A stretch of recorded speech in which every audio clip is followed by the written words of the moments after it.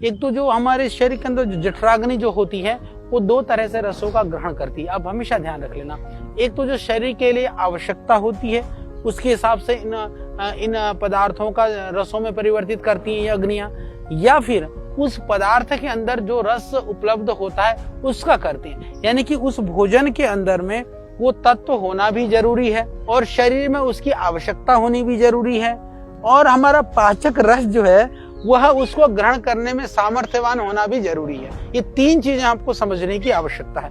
यदि मान लीजिए हमारे शरीर के अंदर पाचक रस के अंदर या जो मेरी जो जठराग्नि है वो बिल्कुल नॉर्मल है, परंतु उस पदार्थ के अंदर वो तत्व नहीं है तो आपको नहीं मिलेगा। तत्व तो है, जैसे अब घी है, घी बढ़िया स्निग्ध पदार्थ है, शरीर के लिए जरूरी तत्व है, आपने ज्यादा खा लिया तो सारा वो शरीर पाचन नहीं कर पाएगा, उसमें से काफी अंश निकल जाएगा।